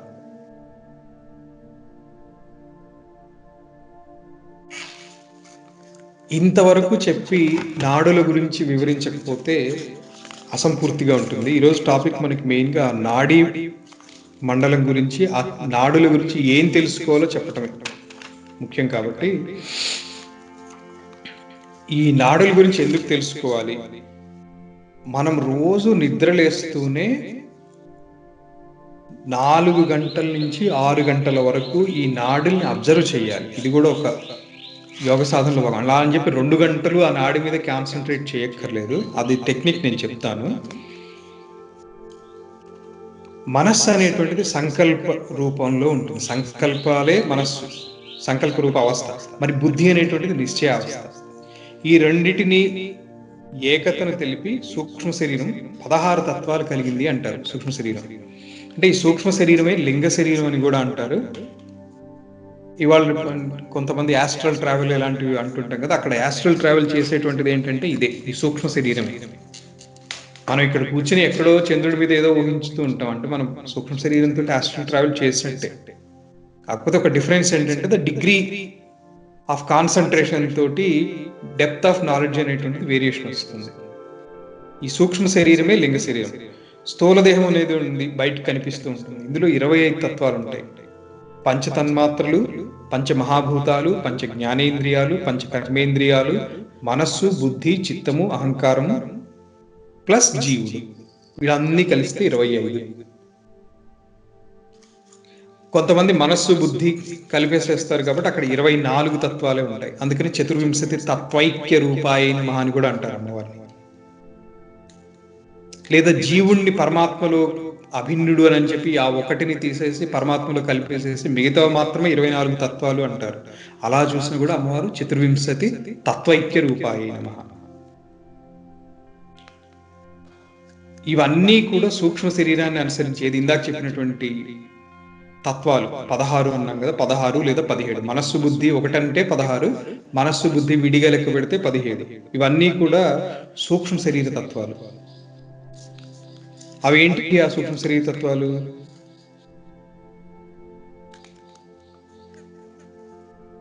పంచ జ్ఞానేంద్రియములు, పంచ కర్మేంద్రియములు, పంచ ప్రాణవాయువులు, మనస్సు, బుద్ధి. ఇవన్నీ ఈ నాడులన్నీ కూడా సూక్ష్మ శరీరాన్ని అనుసరించి ఉంటాయి. ముఖ్యంగా ఇడా, పింగళ, సుషుమ్న. ఇడా అనేటువంటిది ఎడమ ముక్కు నుంచి సంచరిస్తూ ఉంటుంది, left nasal Ida. Right nasal Pingala. Sushumna నాడి బ్రహ్మరంధ్రం, త్రికూట మధ్యానికి ప్రవహిస్తుంది. అలాగే ఎడమ కంటిలో గాంధారి నాడి, కుడి కంటిలో హస్తజిహ్వ, కుడి చెవిలో పుష, ఎడమ చెవి యందు యశస్విని, ముఖంలో అలుంభస, లింగమందు కుహూనాడి, గుదమునందు శంకిని నాడి. ఈ 10 నాడులు 10 విధమైనటువంటి ప్రాణవాయువులను ఆశ్రయించి ఉన్నాయి. ఆ 10 ప్రాణవాయువులు ఏంటి? ప్రాణ, అపాన, వ్యాన, ఉదాన, సమాన. ఇవి పంచ ప్రాణములు అంటారు. ఇది అందరికి చాలా మటుకు తెలిసే ఉంటాయి. ఉప ప్రాణాలు 5 ఉన్నాయి, అవి కూడా కలిపితే దశ ప్రాణాలు అయినాయి. ఆ ఉప ప్రాణాలు కూడా నాగ, కూర్మ, కృకుర, దేవదత్త, ధనంజయములు. ఇలా మొత్తం దశ ప్రాణాలు ఉంటాయి. ఇవి ఎలా పనిచేస్తాయంటే ప్రాణవాయువు అనేటువంటిది హృదయంలో పనిచేస్తూ ఉంటుంది. అపాన వాయువు గుదస్థానం, సమాన వాయువు నాభి, ఉదానము కంఠంలో. మొత్తం శరీరం అంతా కూడా ఉండేటువంటిది వ్యానవాయువు. నాగవాయువు వాగ్ద్వారంలో. దీంతో తేపులు వస్తాయి కదండి, తేపులు వచ్చేటువంటిది ఇది ఎవరి పని అంటే నాగవాయువు పని. కనురెప్పలు కదులుతూ ఉంటాయి, మనం కనురెప్పలు మూస్తూ ఉంటాం, తెరుస్తూ ఉంటాం, ఇది కూర్మవాయువు. తుమ్ములు వచ్చేటువంటిది కుర్కుర వాయువు. అలాగే దేవదత్త వాయువు ఆవలింతలు వస్తాయి. అంటే తేపులు వచ్చేటట్టు చేసే వాయువు వేరు, ఆవలింతలు వచ్చేటట్టు చేసే వాయువు వేరు. ధనంజయ వాయువు మళ్ళీ ఇది సర్వ శరీరంలో ఉంటుంది. 7లో కూడా ఉంటుంది. అంటే ప్రాణం వెళ్ళిపోయిన తర్వాత కూడా చాలాసేపటి వరకు ఈ ధనంజయ వాయువు ఉంటుంది. అందుకని శవం ఉబ్బిపోతూ ఉంటుంది. కొంతసేపటి వరకు ఆ టెంపరేచర్ అనేటువంటిది అలా ఉండడానికి కారణం, వేడిగా ఉండడానికి కారణం ఇది ఒకటి. దీనికి శాస్త్ర ప్రమాణం ఉందంటే అమర కోసం చెప్తుందండి ఇది. హృది ప్రాణో బుధే అపానో సమానో నాభిసంస్థిత ఉదాన కంఠదేశస్థో వ్యాన సర్వశరీరగ వాగ్ద్వారే నాగ ఆఖ్యాత కూర్మ ఉన్మీళనే స్మృత కృకరాచక్షుతం జ్ఞేయం దేవదత్తాద్విజృంభణం నజహాతి మృతం వాపి సర్వవ్యాధి ధనంజయ. అంటే ఈ ధనంజయ వాయువు అంటే ప్రాణం పోయినా కూడా చాలాసేపటి వరకు ఉండి, అంటే ఇంచుమించు ఒక 10 to 15 minutes ఉంటుందేమో శరీరంలో ఆ వేడి అనేటువంటిది ఉంటుంది. ఆ తర్వాతనే చల్లబట్టం అనేటువంటిది స్టార్ట్ అవుతుంది. ఈ ఇడా పింగళ సుషుమ్నల ద్వారా ప్రాణ సంచాలనం జరుగుతూ ఉంటుంది. ఇడా నాడికి చంద్రుడు అధిపతి, పింగళ నాడికి అధిపతి సూర్యుడు. ఇడా అనేటువంటిది లెఫ్ట్ నాసిల్లో, పింగళ అనేటువంటిది రైట్ నాసిల్లో.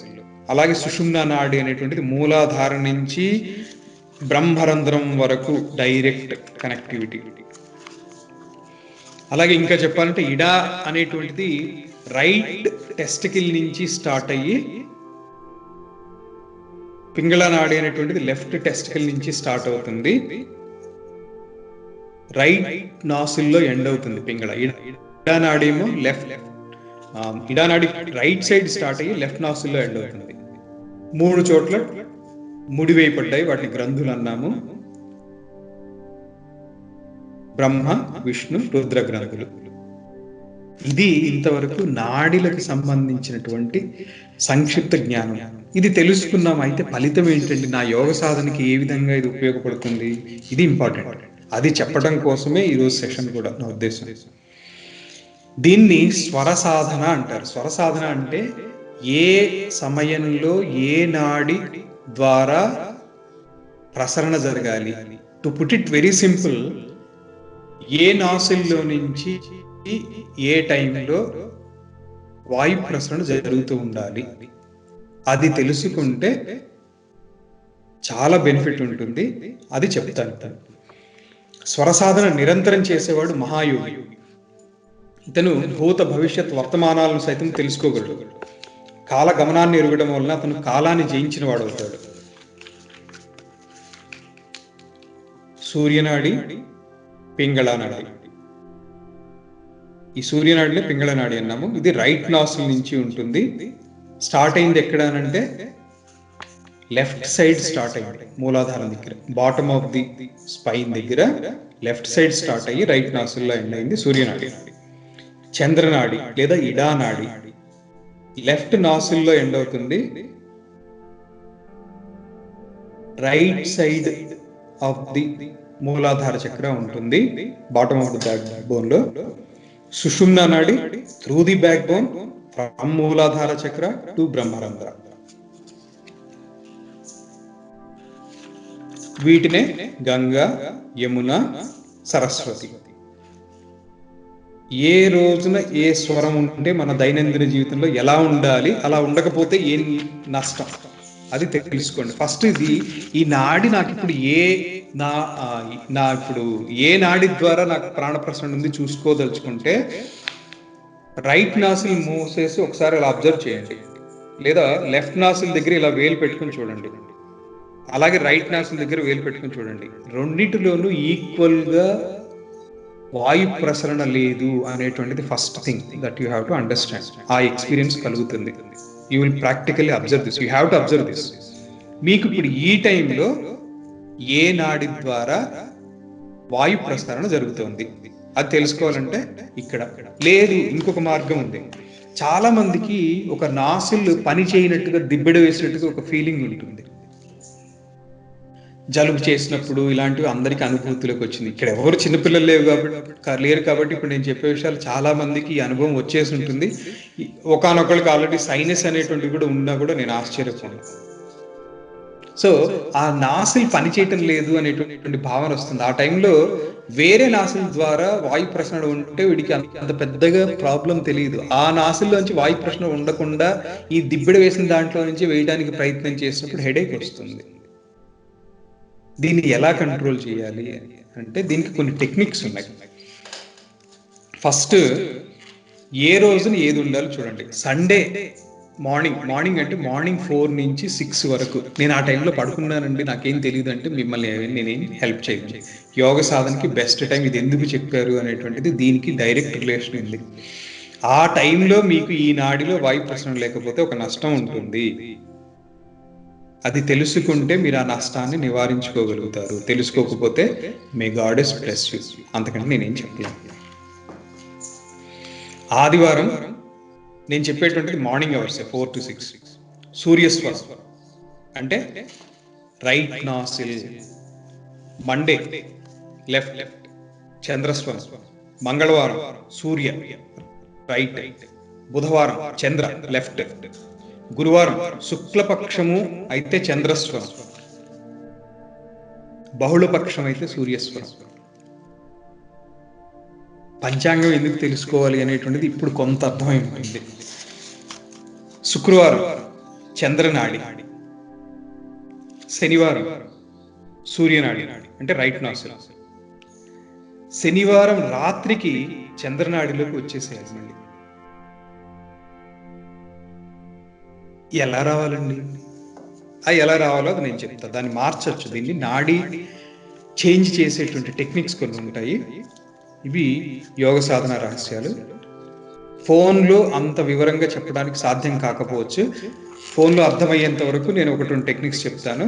ఫోన్లో ఎక్స్ప్లెయిన్ చేయడానికి కానటువంటి టెక్నిక్ని నా దగ్గరికి వచ్చినప్పుడు నేను చూపించగలుగుతాను. ప్రతి నెల శుక్లపక్షంలో 3 దినాలు అంటే పాడ్యమి, విదియ, తదియ, irrespective of what day it is, చంద్రనాడి ఉండాలి. అలాగే పౌర్ణమి రోజు చంద్రనాడి, అమావాస్య రోజు సూర్యనాడి ఉండాలి. అలాగే ప్రతి సంవత్సరము పాడ్యమి, విదియ, తదియ తిథులలో చంద్రస్వరం ఉండాలి. అంటే సంవత్సరం బిగినింగ్ అయ్యేటువంటి టైంలో. సంక్రాంతి, ఉత్తరాయణ పుణ్యకాలంలో వరుసగా 3 దినాలు చంద్రనాడి ఉండాలి. సంవత్సరాది అంటే చైత్రశుద్ధ పాడ్యమి. ఆ రోజు చంద్రస్వరం లేదనుకోండి, అంటే లెఫ్ట్ నాసుల్లో మార్నింగ్ 4 నుంచి 6 వరకు మీకు బ్రెత్ ఉండేటట్టుగా మీరు కంట్రోల్ చేసుకోలేదు, వదిలేశారు అలాగే.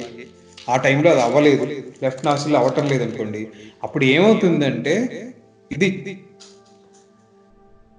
సంవత్సరాదిలో చెప్పేటువంటిది విపత్తు, భయం. అంటే ఈ నాడి ఎవరికైతే ఆ నాడిలో ఎవరికైతే వాయు ప్రసరణ లేదో వాడికి విపత్తు, భయం కలుగుతాయి. తదియ రోజు చంద్రస్వరం నడవలేదు అనుకోండి, చంద్రస్వరం నడవటం అంటే లెఫ్ట్ నాసిల్ ద్వారా వాయు ప్రసరణ జరగటం లేదు, అప్పుడు దగ్గర బంధువులకి హాని.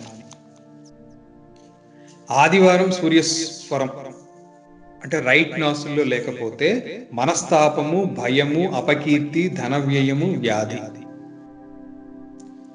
మండే లెఫ్ట్ నాసిల్లో లేకపోతే కార్యహాని. మంగళవారం సూర్యస్వరం లేనిచో మరణ వార్త వినాల్సి వస్తుంది. బుధవారం చంద్రస్వరం నడవకపోతే ఇంట్లో జగడాలేదు, కలహం ఏదో వస్తుంటుంది. గురువారం స్వరం తప్పితే అంటే శుక్లపక్షంలో చంద్రస్వరము, బహుళపక్షంలో సూర్యస్వరం చెప్పుకున్నాం కదా, అది లేకపోతే పరులతో కలహం వస్తుంది. శుక్రవారం రోజున చంద్రస్వరం లేకపోతే బంధువుల రాక అకారణంగా వ్యర్థ ప్రయాణం. బంధువులు రాక సంతోషమే, కానీ వ్యర్థ ప్రయాణమే కాస్త కష్టమైనటువంటి విషయం. శనివారం రోజు స్వరం తప్పితే అంటే శనివారం ఉదయం అంతా కూడా సూర్యనాడి ఉండాలి, రాత్రికి చంద్రనాడిలోకి షిఫ్ట్ అవ్వాలి. అలా లేకపోతే అనారోగ్యం.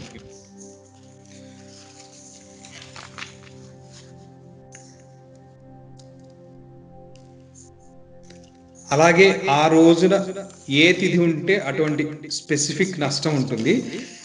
ఆ స్వరము ఆ డే రోజున అంతవరకు తెలుసుకుంటే బెస్ట్. మిగతాదంతా తెలుసుకోవాలంటే you need lot of patience. అదంతా కూడా ఫోన్లోనే చెప్పడానికి సాధ్యం అయినప్పటికీ కూడా ఫాలో అవడం అనేటువంటిది ఒక సెషన్లో కాదు.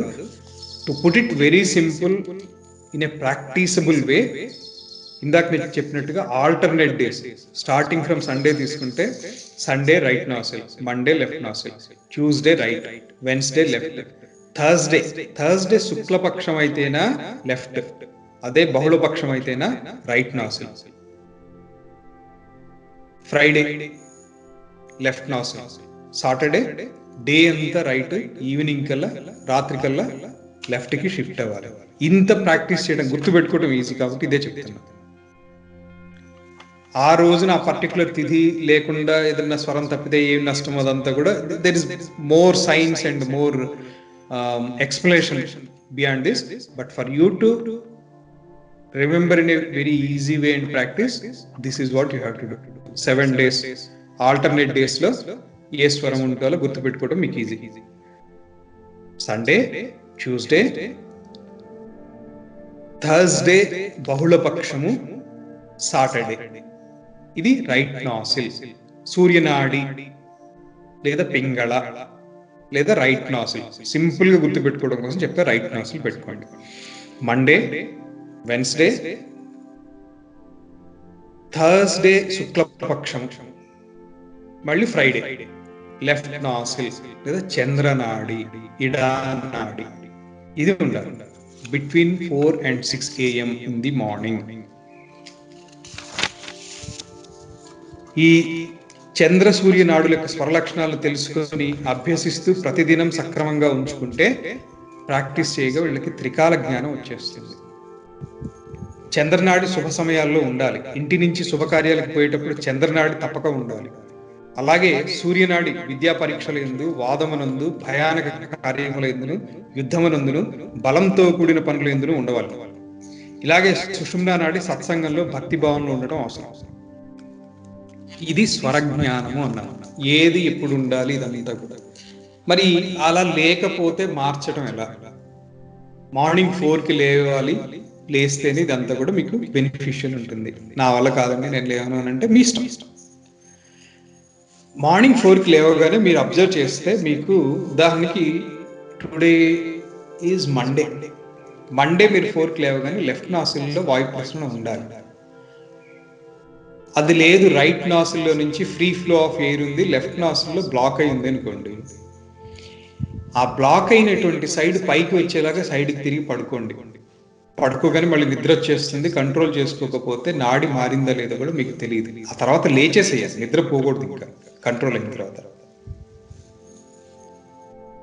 అంటే కుడి చేతి వైపు మీరు తిరిగి పడుకుంటే లెఫ్ట్ నాసిల్ ఫ్రీ అవుతుంది. అప్పుడు ఎయిర్ ఫ్లో అనేటువంటిది లెఫ్ట్ చంద్రనాడిలోకి వచ్చేసింది, ఇడానాడిలోకి వస్తుంది. లెస్ దెన్ రఫ్లీ హాఫ్ మినిట్లో వస్తుంది. కానీ రిస్క్ ఏంటంటే అలవాటు లేదు కాబట్టి 4కి లేవగానే ఇది అబ్జర్వ్ చేసినా కూడా మార్చడానికి మీరు ఇంకొక సైడ్ తిరిగి అక్కడ నిద్రపోయే అవకాశం ఉంది. నిద్రపోయినప్పుడు ఇది ఎఫెక్టివ్గా పనిచేయదు, మారే అవకాశం తక్కువ. అందుకని లేచేసేయాలి. లేచి కూర్చుని మారేటువంటి యోగదండంతో, యోగుల దగ్గర యోగదండం ఎందుకు ఉంది అనేటువంటి దానికి ఒక కారణం. ఆ యోగదండాన్ని ఆపోజిట్ సైడ్ చంకలో పెట్టి ప్రెస్ చేస్తే ఆ నాడి షిఫ్ట్ అవుతుంది. మీలో ఎంతమందికి తెలుసో నాకు తెలియదు, ఎప్పుడైనా ట్రై చేశారో లేదో తెలియదు. యోగదండంని చంకలో పెట్టుకొని, అంటే లెఫ్ట్ నాసిల్ని క్లియర్ చేయాలంటే ఆ యోగదండాన్ని రైట్ ఆర్మ్ పిట్ లో పెట్టుకొని గట్టిగా ప్రెస్ చేయాలి. ఆ నాడిని ప్రెస్ చేయాలి కరెక్ట్గా. ఆ నాడిని ఐడెంటిఫై చేయాలంటే ఒకసారి నా దగ్గరికి రావాల్సింది, మరి ఫోన్లో నేను చెప్పలేను.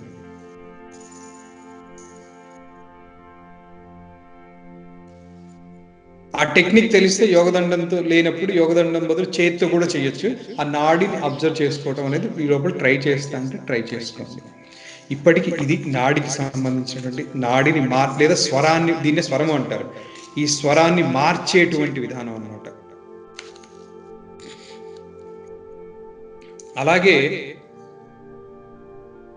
మడములు అంటాం, అంటే హీల్స్ అంటాం కదా, ఆ హీల్ పైన కూడా ఒక నరం ఉంటుంది, కనెక్టింగ్ నర్వ్. ఆ నర్వ్ని ప్రెస్ చేసి కూడా నాడిని షిఫ్ట్ చేయొచ్చు, మడిచిపెట్టి. అది ఎలా అంటే ఒకసారి ప్రాక్టికల్గా ఎప్పుడన్నా చూద్దురు. అంతవరకు అయితే మినిమం నేను చెప్పిన దాంతో అయితే కొంతవరకు మీకు పాసిబిలిటీ ఉంటుంది. ఆ హీల్ దగ్గర ఉండేటువంటి పెద్దగా నరం ఉంటుంది కదా, ఆ నరాన్ని నొక్కటం వలన స్వరాన్ని మార్చచ్చు, ఆపోజిట్ సైడ్ దాన్ని. అలాగే యోగదండంతో మార్చచ్చు. లీస్ట్ ఏంటంటే పడుకొని ఒక సైడ్ నుంచి ఇంకొక సైడ్కి మార్చుకోవడం. కానీ ఇందులో 99% ఛాన్స్ ఏంటంటే నిద్రపోతారు. అప్పుడు పెద్దగా ఎఫెక్టివ్ ఉండకపోవచ్చు. ఒకవేళ మనం లేవగానే అబ్జర్వ్ చేసాము ఇలా ఉంది అంటే దాంతో కొంతసేపు ఉన్నా కూడా ఆ దోషం అనేది ఒకటి ఉంటుంది. ఆ దోషాన్ని పరిహరించుకోవడానికి కూడా కొన్ని మార్గాలు ఉన్నాయి. ఒక్కటి మాత్రం చెప్తాను. ఒకవేళ సండే ఉన్నారండి, సండే రోజున పింగళ నాడి అంటే రైట్ నాసుల్లో వాయు ప్రసరణ జరగాలి. అలా జరగటం లేదు. అప్పుడు ఏం చేయాలంటే మృత్యుంజయ మంత్రాన్ని జపిస్తూ భూమి మీద ఎడం పాదం ముందుంచి 3 అడుగులు తూర్పు వైపు లేదా దక్షిణ వైపు 3 అడుగులు నడిస్తే దోషం పరిహారం అవుతుంది. అలాగే సోమవారం రోజు సూర్యస్వరం నడిచింది అనుకోండి, కుడి పాదం ముందుంచి మృత్యుంజయ మంత్రాన్ని జపిస్తూ 3 అడుగులు వెస్ట్ లేక నార్త్ నడిస్తే ఈ దోషం పోతుంది. ప్రతి స్వరంలో కూడా పంచతత్వాలు ఉన్నాయి. అది ఎలా అంటే నాసికా రంధ్రాల సమీపంలో ఆకాశతత్వము, 4 అంగుళాల వరకు అగ్నితత్వం. అందుకని కొంచెం వేడి తగులుతుంది. ఆ వేడి చూడాలి అంటే ఒక 4 అంగుళాల దూరం వరకే.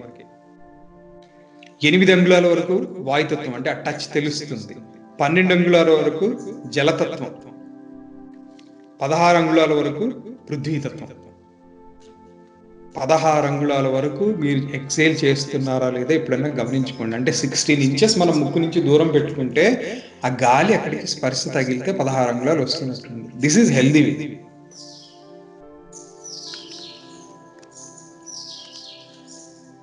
వీటి ఉపయోగాలు ఏంటంటే అగ్నితత్వము తీవ్ర పనులు చేయవచ్చు, అధోముఖం కలిగినటువంటి శాంతియుతమైనటువంటి పనులు. ఇంకా వివరాలు కావాలంటే దీనికి కొన్ని గ్రంథాలు కూడా ఉన్నాయి. స్వరచింతామణి ఒక గ్రంథం కూడా ఉంది. అది ఇవాళ రేపు అంతగా పెద్దగా ఇంట్రెస్ట్ ఉన్న వాళ్ళు ఉండరు కాబట్టి ఇంత మాత్రం చాలు. మరీ ఇంట్రెస్ట్ ఉంటే స్వరచింతామణి తెచ్చుకోండి, డిస్కస్ చేయొచ్చు. సో ఇదండి కుండలి యోగానికి సంబంధించిన రీక్యాప్. ప్లస్ ఈ షట్చక్రాలు సప్తచక్రాలు గురించి రీక్యాప్ చేశాము. తర్వాత మనం విన్నటువంటి ఈ చదివినటువంటి వాటిల్లో ఫ్రీక్వెంట్గా కొన్ని వచ్చినటువంటి ముఖ్యమైనటువంటి వాటిని రీక్యాప్ చేద్దాం అనుకోండి. వాగ్దేవతలు అని చెప్పుకున్నాము. వాక్కుకి సంబంధించినటువంటి పేర్లు ఎవరు అని అంటే అరుణ, కామేశ్వరి, కౌళిని, జయిని, మోదిని, వసిని, విమల, సర్వేశ్వరి. వీళ్ళందరినీ కలిపి వసిన్యాది వాగ్దేవతలు అన్నాము. మరొకసారి చెప్తాను. అరుణ, కామేశ్వరి, కౌళిని, జయిని, మోదిని, వసిని, విమల, సర్వేశ్వరి. సహస్రనామ భాష్యం అయిపోయింది కానీ ఎవరు కూడా ఈ వసిన్యాది వాగ్దేవతలు ఎవరు అని అడగలేదు. సరే అందరికి తెలిసిపోయిందిలే అనుకున్నాను. ఎవరన్నా ఇంకా తెలియని వాళ్ళు ఉంటే వాళ్ళ కోసం మాత్రమే చెప్పాను అనుకోండి.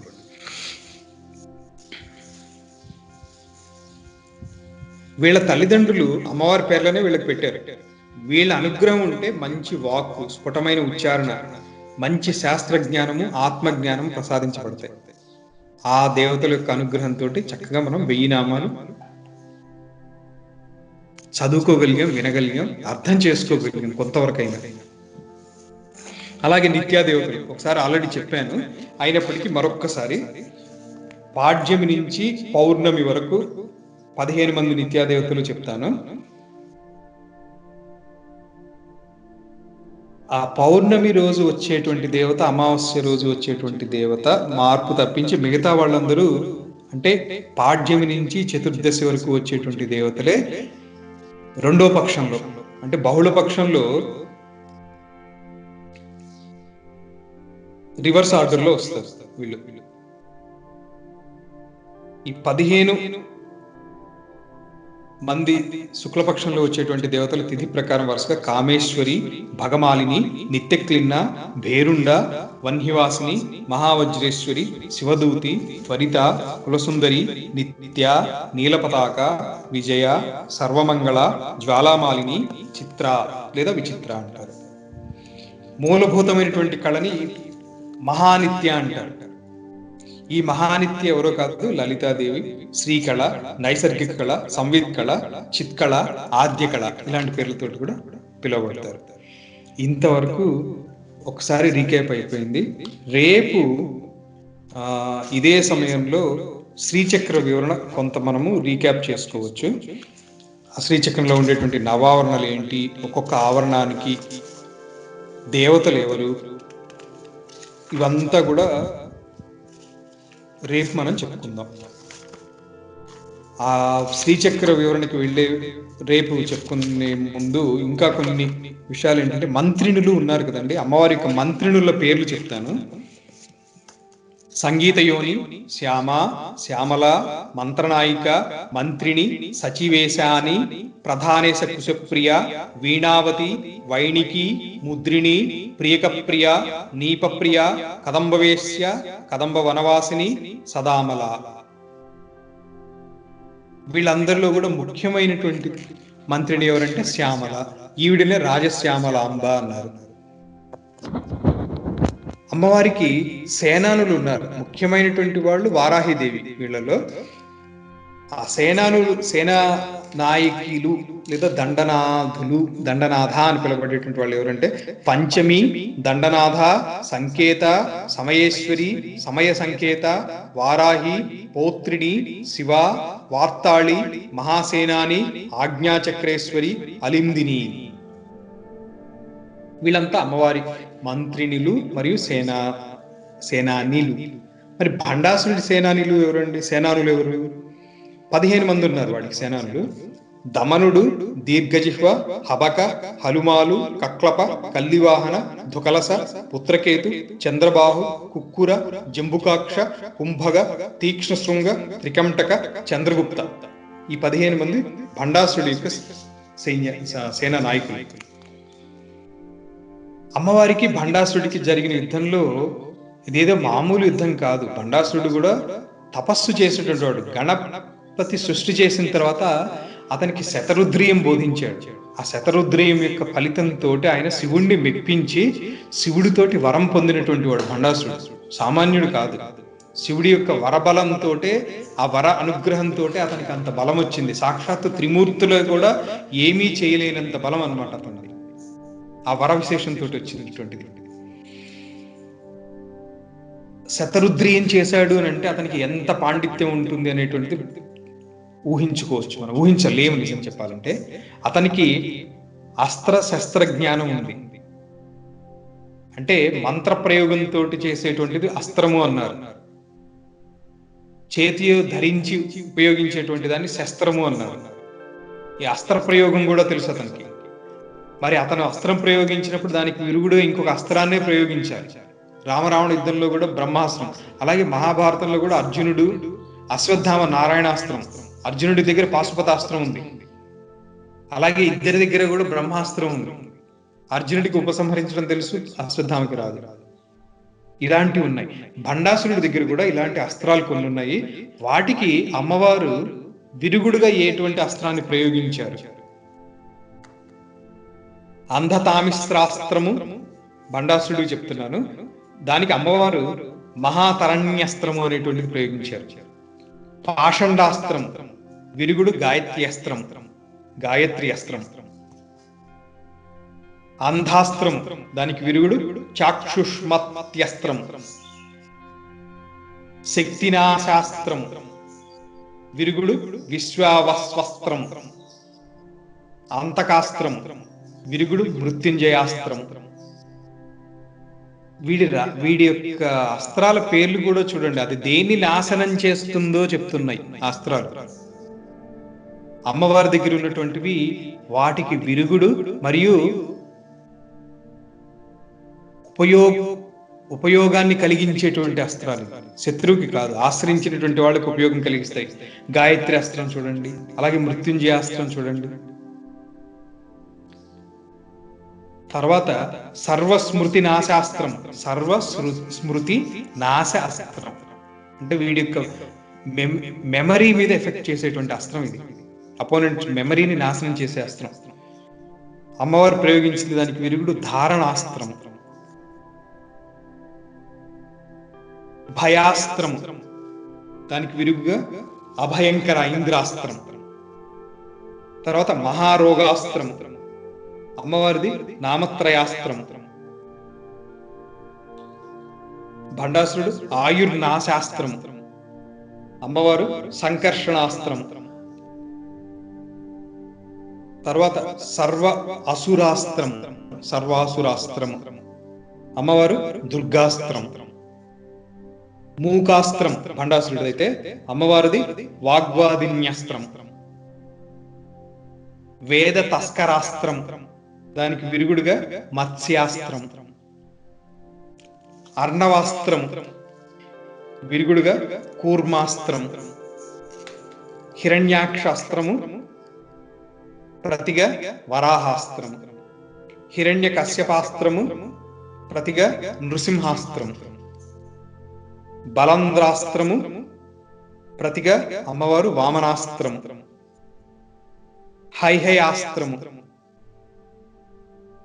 విరుగుడుగా భార్గవాస్త్రము. రావణాస్త్రము, ప్రతిగా శ్రీరామాస్త్రము. ద్వివాధాస్త్రము, ప్రతిగా బలరామాస్త్రము.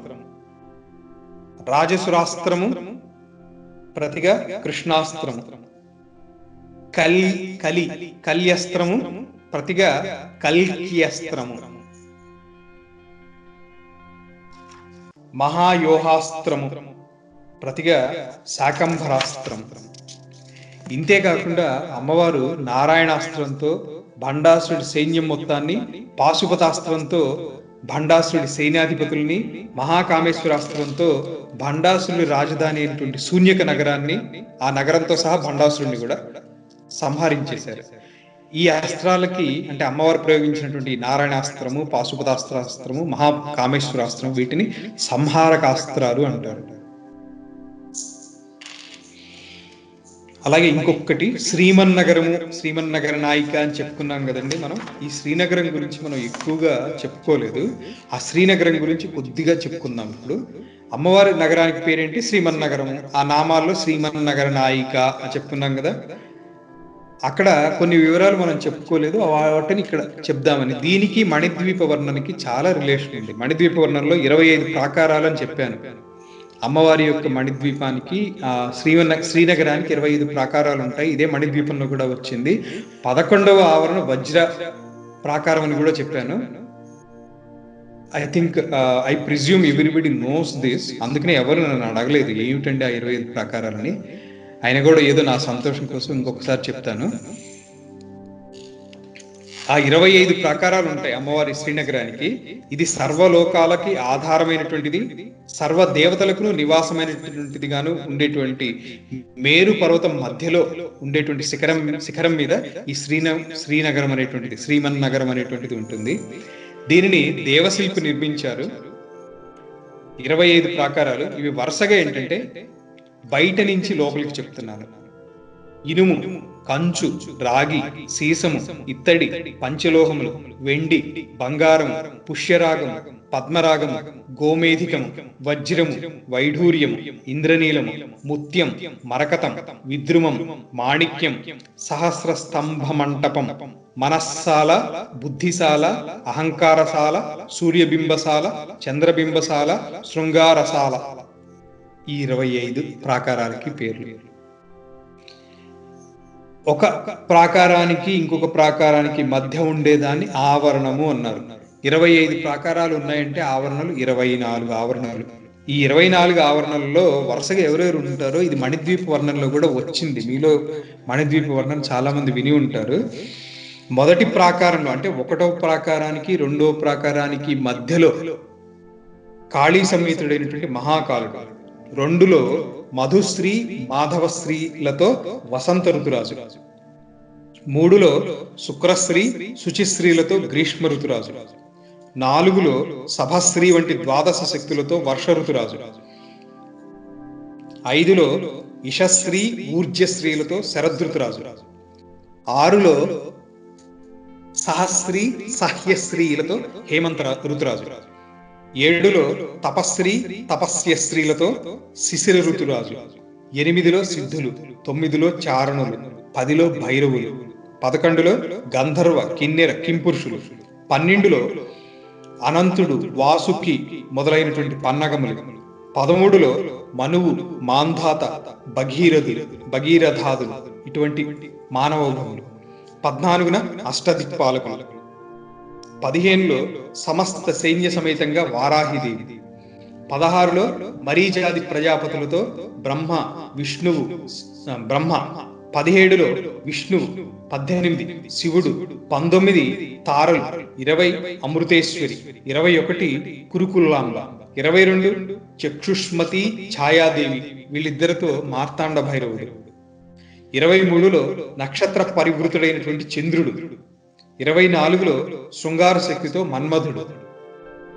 వీళ్ళందరూ ఆ ఆవరణలలో ఉంటూ వాటికి రక్షణగా, వాటిని ఆవాసంగా కలిగి అమ్మవారికి సేవ చేస్తూ ఉంటారు.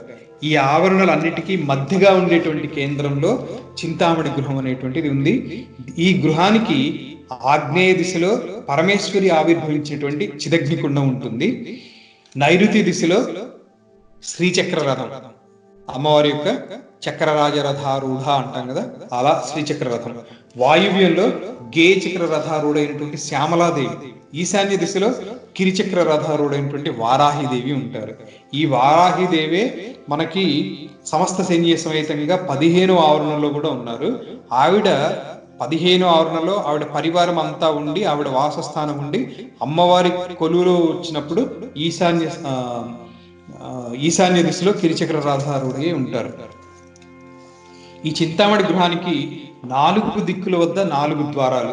ఈ 4 ద్వారాల వద్ద ఆమ్నాయ మంత్రదేవతలు సేవిస్తూ ఉంటే, గృహం మధ్యలో పంచబ్రహ్మాసనం మీద కామేశ్వరుని వామాంకం మీద ఈ సమస్త విశ్వాన్ని పరిపాలిస్తూ శ్రీమన్నగర్ నాయకి అయినటువంటి శ్రీ లలితా పరమేశ్వరి దేవి చక్కగా నవ్వుతూ మందస్మితంతో విరాజిల్లుతూ ఉంటారు.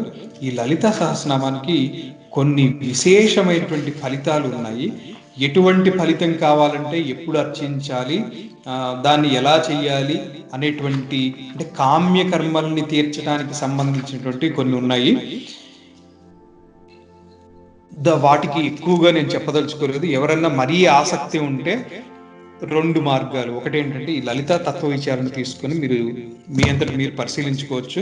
లేదా ఆ విధి విధానాలు ఇంకేమన్నా తెలుసుకోదలుచుకుంటే నా సమయం చూసుకొని మీరు వచ్చి కలవచ్చు.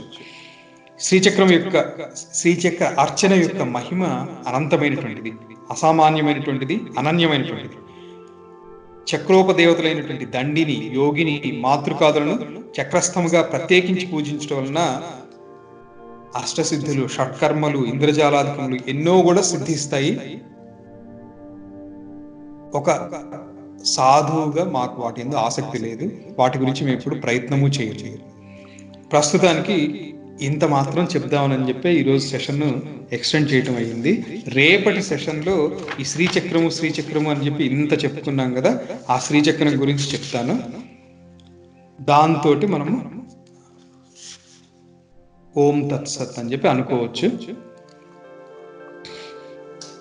ఇంకా 1-2 అనుబంధ ఎడెండమ్స్ కిందనే చెప్తున్నాను ఈరోజు టాపిక్ అంతా కూడా. రేపటి టాపిక్ కూడా ఒక ఎడెండమే. ఈ అనుబంధంలో ఇంకా కొన్ని చెప్పదలుచుకునేవి ఏంటంటే, పాక యజ్ఞములు అంటే ఏమిటని ఒకళ్ళు అడిగారు నన్ను. ఈ పాక యజ్ఞాలు 7 రకాలు ఉంటాయండి. ఔపాసన, స్థాళీపాకము, వైశ్వదేవము, అష్టక, మూసి శ్రాద్ధము, నరబలి, ఈశాన బలి, వీటిని పాక యజ్ఞాలు అంటారు. ఇవి ఎలా చేయాలి అంటే ఇవన్నీ కూడా వైదిక కర్మలు. వాటి గురించి స్పెషల్గా వేరే ఎప్పుడన్నా చెప్పుకోవచ్చు. అది కర్మకాండ కిందకి వస్తాయి అవన్నీ. అలాగే హవిరి యాగములు అన్నాము. అగ్నిహోత్రములు, దర్శ పూర్ణమాసలు, అగ్రయణము, చాతుర్మాస్యము, పిండ పితుర్యజ్ఞములు, నిరూఢ పశుబంధము, సౌత్రామణి. ఈ చాతుర్మాస్యం అనేటువంటిది అందరికీ కూడా ఆచరించవలసినటువంటిది, సాధువులతో సహా.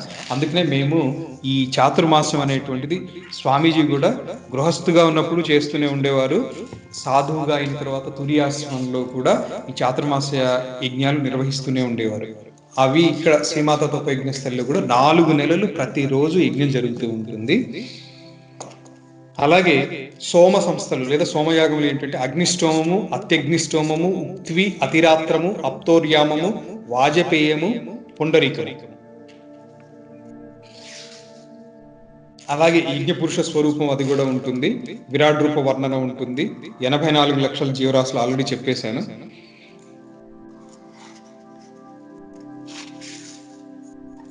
ఇలా ఇంకా చెప్పాలంటే చాలా విషయాలు ఉన్నాయి. ప్రస్తుతానికి ఇంత మాత్రం మనం చెప్పుకునేటువంటి అవకాశం అమ్మవారు ఇచ్చారు. రేపు ఒక్కసారి మళ్ళీ శ్రీచక్రం గురించి మనం చెప్పేసేసుకుని సంతోషించుతాం. ఓం తత్సత్. ఓం సహనావవతు సహనౌ భునక్తు సహ వీర్యం కరవావహై తేజస్వినావధీతమస్తు మా విద్విష్